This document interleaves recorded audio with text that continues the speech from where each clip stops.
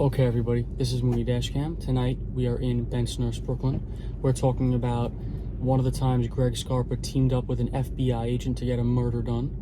Now, if you know Greg Scarpa's story, that's not the most unusual thing ever, which seems crazy to say.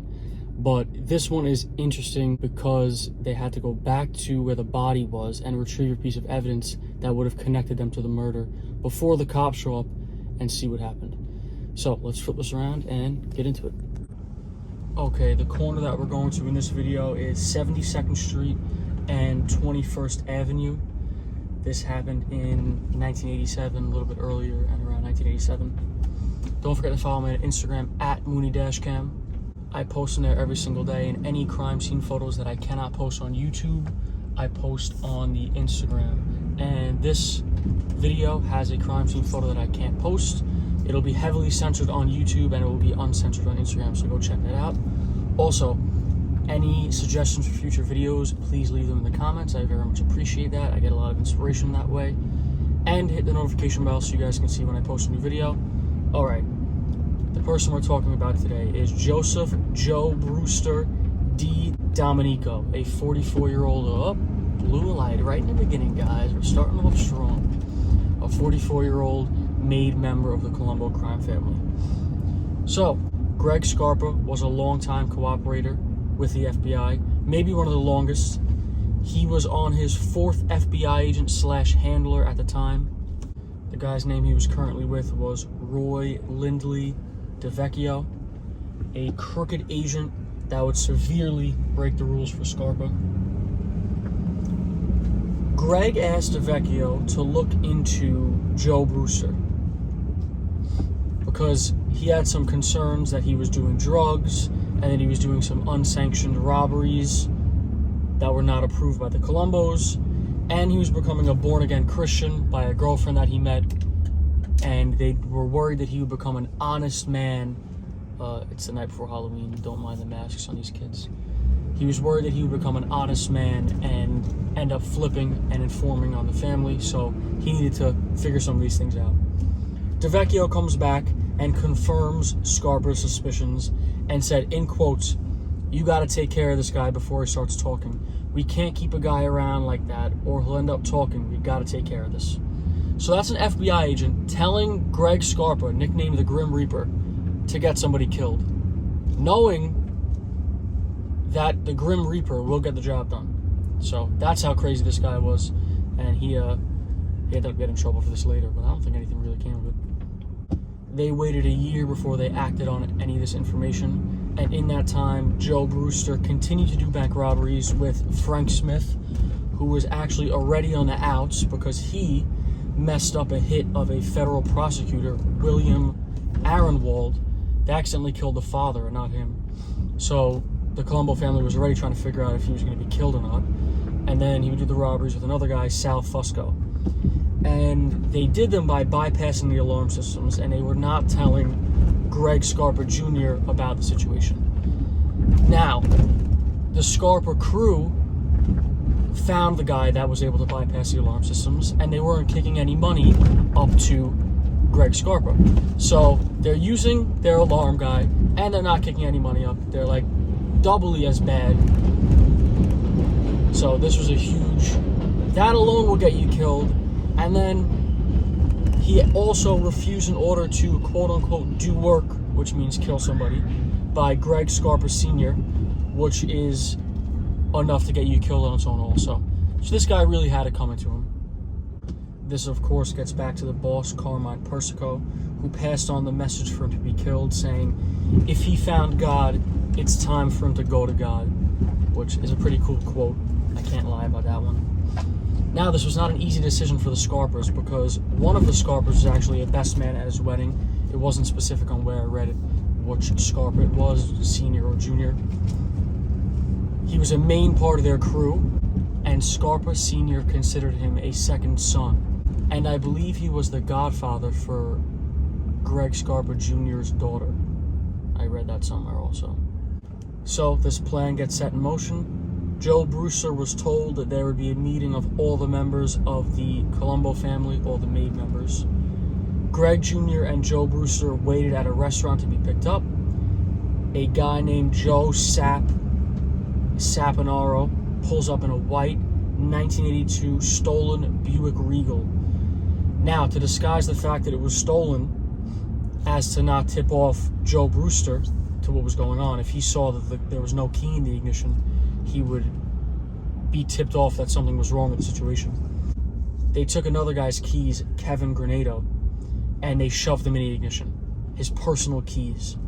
So everything's cool. Greg Jr. gets in the passenger seat and Joe Brewster gets in the seat behind him. As they pull away, Greg Jr. reaches under the seat to grab a .38 handgun that was placed there earlier. Greg Jr. turns around and shoots Joe Brewster 4 times. One in the right temple, one in the right eye, one in the mouth, and one in the chest.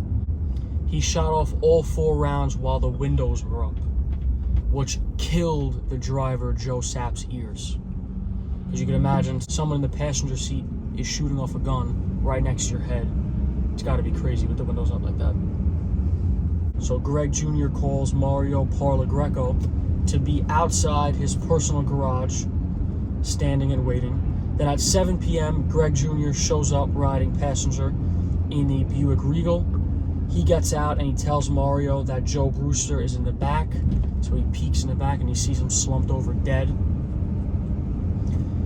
Joe Sapp pulls the car into the garage and they wipe the car down, cleaning it of all the fingerprints. Then he drives it back out. Billy Melly, who was an associate, was driving a crash car following Joe Sapp. Now the crash car is if any cops come snooping around and try and get suspicious, you crash into the cop to put the heat on you and off the car with the dead body in it.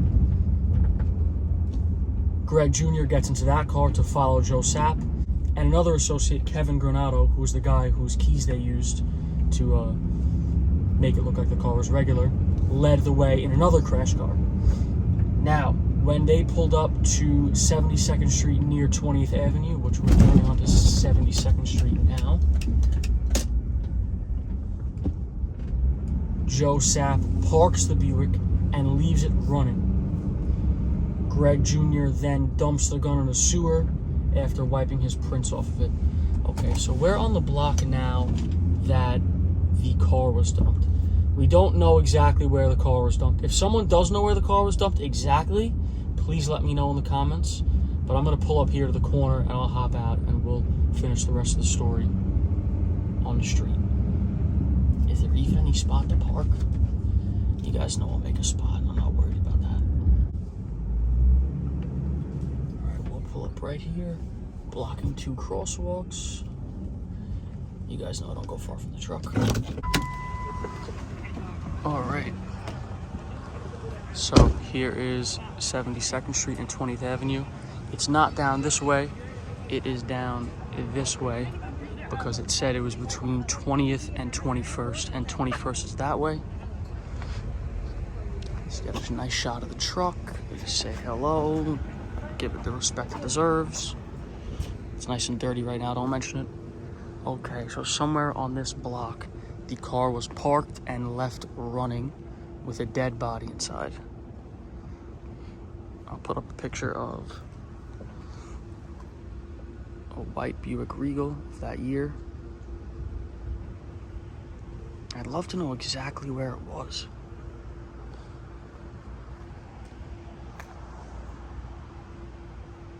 Because it could have been like midway down the block. We're not exactly sure.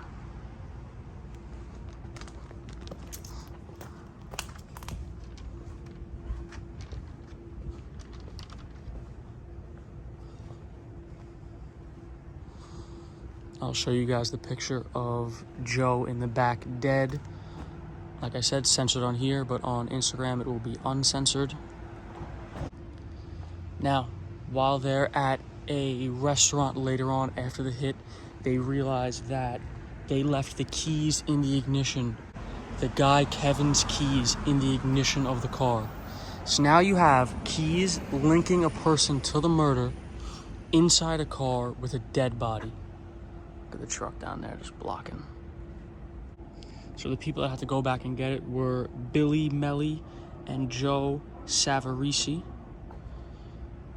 They had to go there and just hope that the body wasn't found yet, and they got there in time to take the keys out. Lucky for them, that was the case. The body was not found yet, and they reached in and took the keys right out. Not a problem. Now, another big no-no that happened during this murder was they used 4 associates in the murder of a made man, which you are not supposed to do. You need made men to murder a made man. That's just the rules. The body was found at 1:45 a.m. on the street, September 17th. Motor and air conditioner running. $340 cash in his pocket. A watch and other jewelry still on, so they instantly ruled out that it was a robbery. Okay, let's get back in the truck to finish the story out. What do we have on this road? Oh, we got a laundromat right here. What's this way? Discount.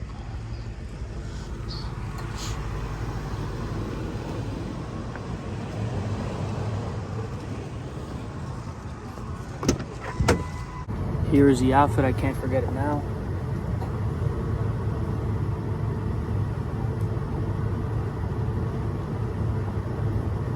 That's all you get.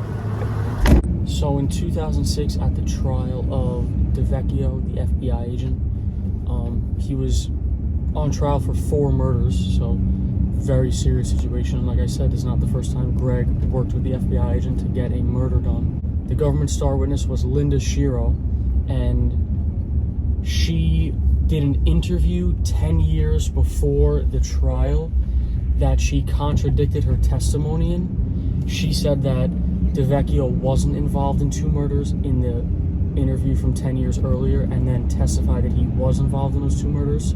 So once they found that out, case dismissed. That was their star witness was now a liar, and they can't use her at all, and they had nothing against him at that point. So he got away with that for a while. I think he did end up in more legal trouble after that. You guys tell me. And then Billy Melly, he ended up cooperating. They weren't able to prove the details of the murder, so nothing came of that either, as odd as that is. The whole crew got wrapped up in a whole drug situation after that, and the murder case seemed like it kind of just went away. I don't know how.